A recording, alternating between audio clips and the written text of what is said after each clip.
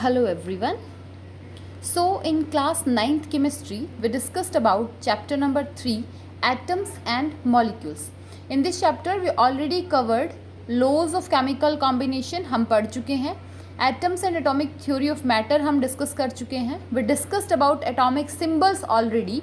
Today we are going to start discussing about atomic masses. Simply आपको approximate 20 तक atomic masses elements के याद रखने हैं. सो एटॉमिक मास एक किसी भी पर्टिकुलर एटम का जो मास होता है उसको हम कहते हैं atomic masses. Rules to find out the atomic masses is if element is even. अगर किसी एलिमेंट का एटॉमिक नंबर इवन है तो उसका एटॉमिक मास हम कैसे कैलकुलेट करेंगे? 2 मल्टीप्लाई एटॉमिक नंबर. अगर किसी एलिमेंट का एटॉमिक नंबर इवन है तो उसका एटॉमिक मास हम कैसे कैलकुलेट करेंगे? 2 multiply atomic number. Next, if element is odd. अगर किसी एलिमेंट का एटॉमिक नंबर ओड है तो हम उसका मास कैसे निकालेंगे? 2 मल्टीप्लाई एटॉमिक नंबर प्लस 1. सो ये जो दो फॉर्मूलाज हैं ये किस लिए हैं? ये एटॉमिक मासेस कैलकुलेट करने के लिए हैं. If elements atomic number is even. अगर एलिमेंट का एटॉमिक नंबर इवन है तो उसका मास कैसे निकलेगा? 2 मल्टीप्लाई एटॉमिक नंबर. अगर एलिमेंट का एटॉमिक नंबर ओड है, atomic number is odd, then atomic mass is equals to 2 multiply atomic number plus 1. इन दो रूल्स की हेल्प से हम इजीली 20 तक एटॉमिक मासेस को लर्न कर सकते हैं. इन 2 रूल्स के कुछ एक्सेप्शंस है. एक्सेप्शंस मीन्स अपवाद जो इन रूल्स को फॉलो नहीं करते, और वो कौन से हैं? Elements having atomic number 1, 4, 7, 17 and 18. ये 5 ऐसे एटॉमिक नंबर हैं टिल 20 जो इन दोनों रूल्स को फॉलो नहीं करते. So let's start try to learn the atomic masses till element calcium or till the atomic number 20. First one is hydrogen. अब देखिए 1 जो है वो एक्सेप्शन में है. So उसका एटॉमिक नंबर 1, उसका एटॉमिक मास भी 1 है. ओड है बट इस रूल को फॉलो नहीं करता. Helium atomic number is 2. सो इस रूल को फॉलो करेगा. जिसका एटॉमिक नंबर इवन है उसका एटॉमिक मास क्या हो जाएगा? 2 multiply atomic number. So 2 multiply 2 equals to 4. Next one is lithium atomic number 3. 3 क्या होता है? ओड डिजिट है 3 हमारा, तो रूल फॉलो हो जाएगा 2 मल्टीप्लाई एटॉमिक नंबर प्लस 1. सो 2 मल्टीप्लाई 3 प्लस 1, 3 2 जा 6 प्लस 1 7. सो लिथियम का एटॉमिक मास क्या रहेगा? 7 रहेगा. बेरिलियम एटॉमिक नंबर 4 एक एक्सेप्शन है, इसको हम बाद में देखेंगे. बोरोन एटॉमिक नंबर 5 एक ओड नंबर है. सो ओड नंबर के लिए रूल लगेगा 2 मल्टीप्लाई एटॉमिक नंबर प्लस 1. सो 2 मल्टीप्लाई 5 प्लस 1, 5 2 जा 10 प्लस 1 11 है. कार्बन 6 मल्टीप्लाई 2 12, क्योंकि 6 क्या है? एक इवन नंबर है. सो रूल लगेगा 2 मल्टीप्लाई एटॉमिक नंबर.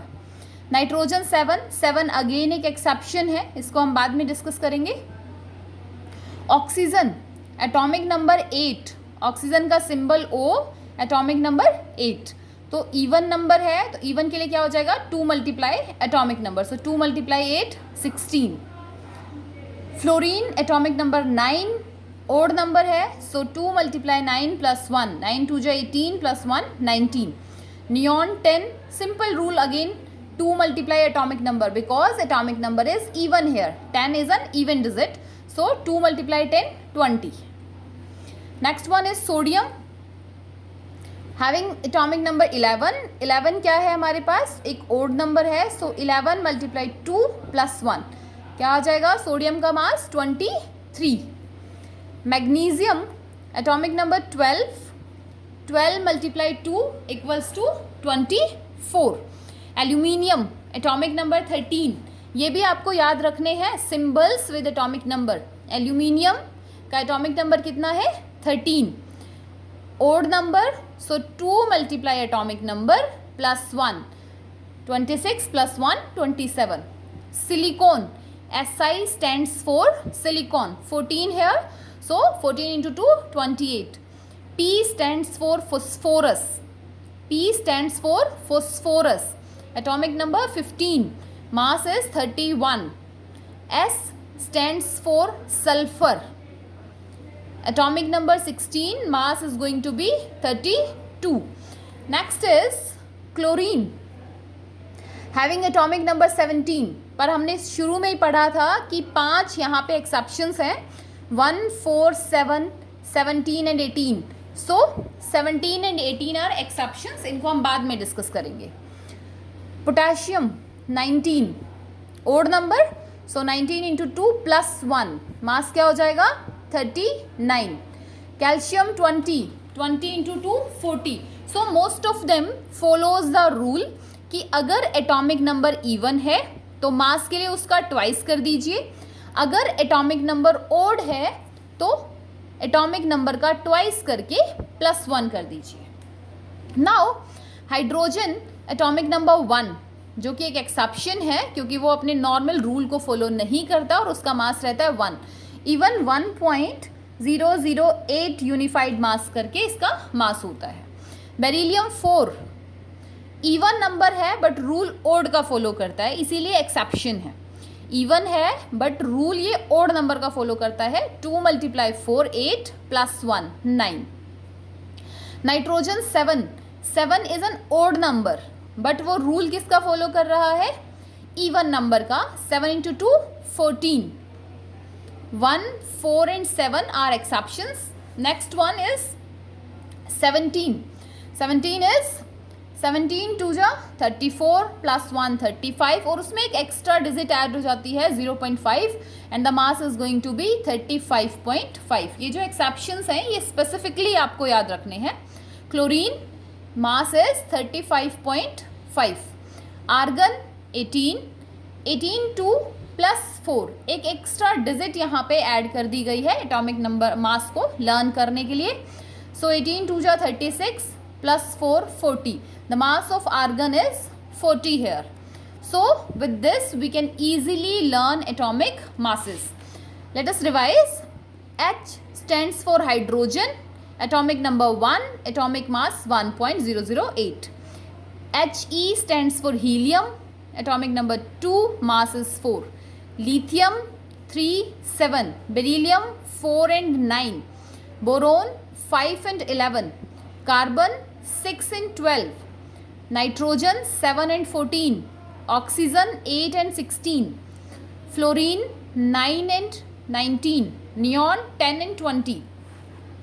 सोडियम का मास होता है 23, मैग्नीशियम का 24, एल्यूमिनियम का 27, सिलिकॉन का 28, फॉस्फोरस का 31, सल्फर का 32, क्लोरीन का 35.5, आर्गन का 40, कैल्शियम का 39, पोटेशियम का 39 और कैल्शियम का 40. सिंपली जब आपको बोला जाए कि किसी एलिमेंट को रिप्रेजेंट कीजिए, सिंपली जब आपको कहा जाए किसी एलिमेंट को रिप्रेजेंट कीजिए तो उसको हम कैसे रिप्रेजेंट करेंगे. So the representation is going to be x. In the bottom right z here and on the top write a on this side. X represents the symbol of element. X represent symbol of element. Z represents atomic number and A represents atomic mass. Z represent करेगा atomic number को और A represent करेगा atomic mass को. X represent करेगा symbol of element को. Now atomic number is equals to number of protons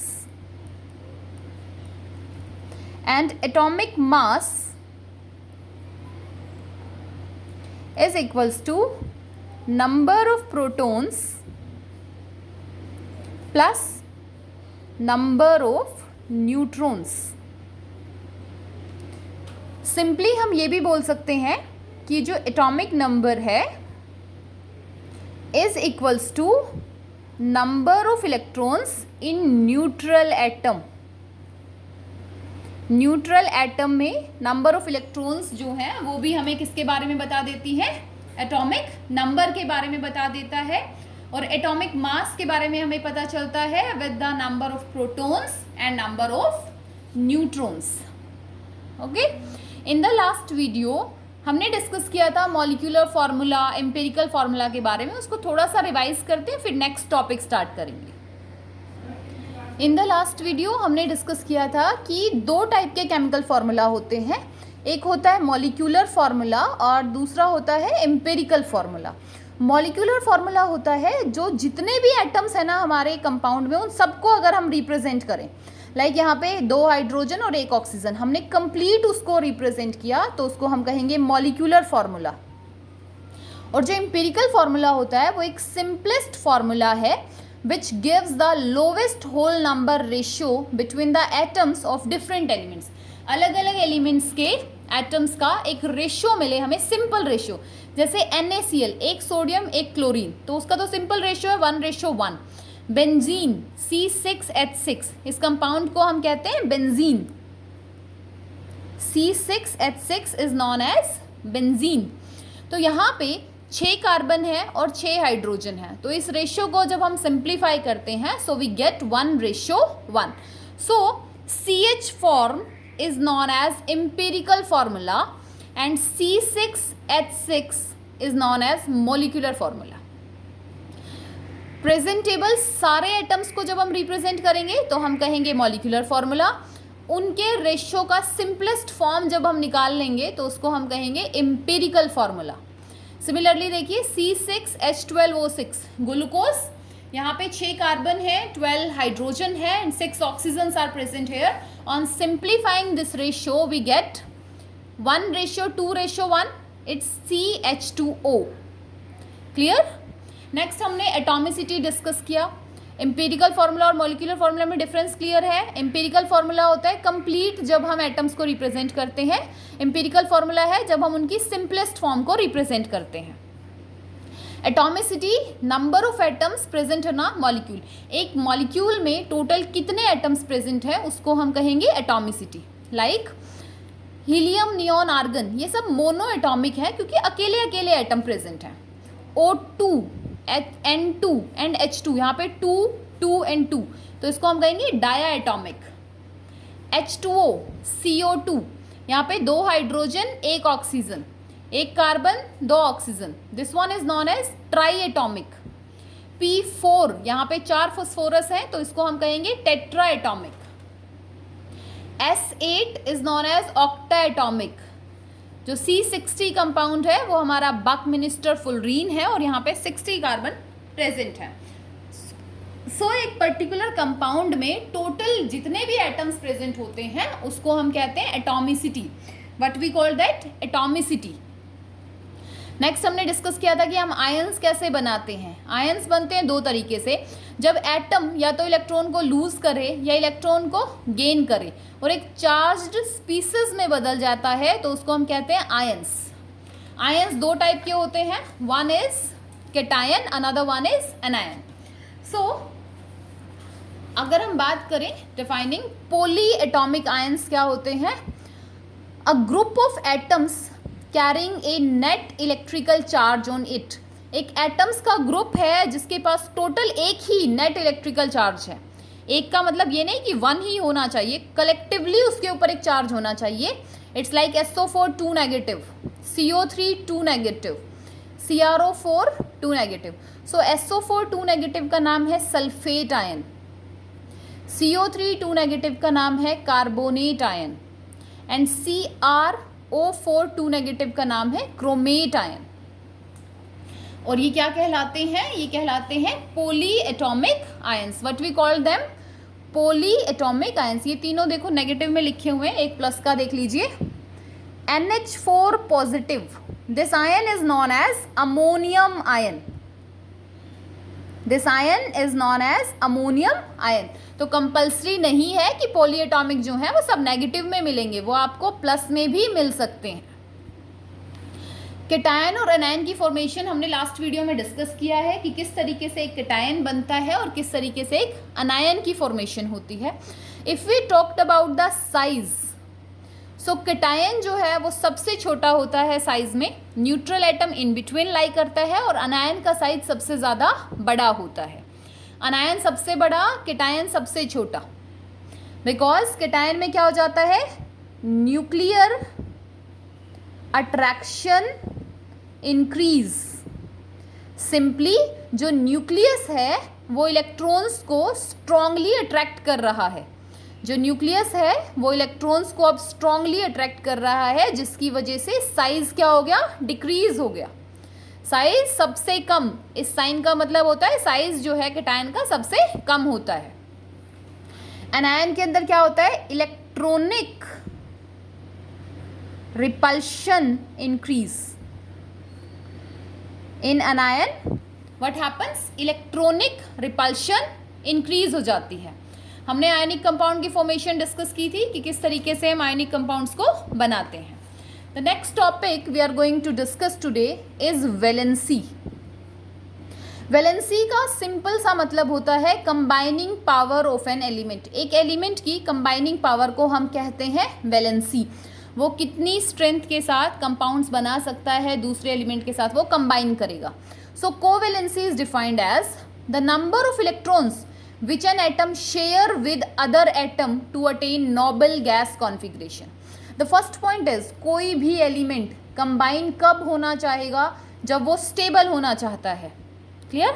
ये जो elements combine होते हैं, कंपाउंड्स बनते हैं, वो सिर्फ स्टेबिलिटी को गेन करने के लिए बनते हैं. सो कोवैलेंसी क्या होता है, the number of electrons which an atom shares. जब शेयर्स को, इलेक्ट्रॉन्स को शेयर किया जाए तो जितने भी इलेक्ट्रॉन शेयर होंगे ना वो क्या कहलाएंगे, covalency. Next term is electrovalency. Electrovalency का मतलब होता है the number of electrons which an atom gain और loss to attain noble gas configuration. कितने इलेक्ट्रॉन्स को गेन किया या लॉस किया नोबल गैस कॉन्फिगरेशन को अटेन करने के लिए, वो कहलाता है इलेक्ट्रोवैलेंसी. देखिए, सोडियम ने एक इलेक्ट्रॉन को लूज किया, लूज 1 इलेक्ट्रॉन. सो सोडियम की इलेक्ट्रोवैलेंसी क्या हो गई, सोडियम की इलेक्ट्रोवैलेंसी क्या हो जाएगी, 1. मैग्नीशियम ने 2 इलेक्ट्रॉन्स को लूज किया, loss 2 electrons. So electrovalency is going to be 2. Aluminium ने क्या किया, loss 3 electrons. So electrovalency is going to be 3. So जितने भी इलेक्ट्रॉन्स को गेन या लूज किया जाएगा वो क्या कहलाएगा, इलेक्ट्रोवैलेंसी कहलाएगा. और जितने भी इलेक्ट्रॉन्स को शेयर किया जाएगा तो हम उसको क्या कहेंगे, कोवैलेंसी. लाइक यहाँ पे देखिए एक एग्जांपल, हाइड्रोजन के पास एक इलेक्ट्रॉन है, वो दूसरे हाइड्रोजन के साथ अपने एक इलेक्ट्रॉन को शेयर करता है. जब ये इस टाइप से अपना एक एक इलेक्ट्रॉन शेयर करते हैं तो दोनों ही हाइड्रोजन्स का डुप्लेट कंप्लीट हो जाता है. हमारी पीरियोडिक टेबल में 2 ऐसे एलिमेंट है, हाइड्रोजन और हीलियम, जो अपना डुप्लेट कंप्लीट करते हैं. क्लियर. सो यहाँ पे इस हाइड्रोजन ने अपना एक इलेक्ट्रॉन शेयर किया और इस हाइड्रोजन ने भी अपने एक इलेक्ट्रॉन को शेयर किया. So there covalency is going to be 1 each. Clear. Next point is valency को अगर आपको कैलकुलेट करना हो तो वैलेंसी हम कैलकुलेट कैसे करते हैं, valency is equals to number of valence electrons. जितने वैलेंस इलेक्ट्रॉन वो वैलेंसी के बराबर हो जाएंगे. बट अगर नंबर ऑफ वैलेंस इलेक्ट्रॉन्स 4 से ज़्यादा होते हैं तो हम लिखेंगे 8 minus number of valence electrons. कब, जब हमारे वैलेंस इलेक्ट्रॉन्स क्या करें, ग्रेटर देन 5 हो, ग्रेटर देन 4. 4 से ज़्यादा हो जाएंगे तो हम 8 माइनस करके वैलेंसी को कैलकुलेट करेंगे, और 4 से कम रहेंगे तो जितने वैलेंस इलेक्ट्रॉन उतनी ही वैलेंसी. अगर किसी एलिमेंट की वैलेंसी 1 आती है तो उसको हम कहेंगे monovalent. If the valency is 2 then we call them divalent. If the valency is 3 then we call them trivalent. If the valency is 4 तो हम उसको क्या कहेंगे, टेट्रावैलेंट. सो आज हमने डिस्कस किया अबाउट एटॉमिक मासेस के बारे में. Little bit we revised about molecular formula, empirical formula, ions कैसे बनते हैं, पॉली एटॉमिक आयंस क्या होते हैं, and the most important is valency. What is valency, कैसे हम उसे कैलकुलेट करते हैं, कोवैलेंसी किसे कहेंगे, इलेक्ट्रोवैलेंसी किसे कहेंगे. In the next video we discussed about कि हम एक मॉलिक्यूलर कंपाउंड के फॉर्मूला को किस तरीके से लिखेंगे, उसके रूल्स हम डिस्कस करेंगे. Thank you and have a great day ahead. पढ़ के आइए, कोई डाउट आता है तो पूछिए.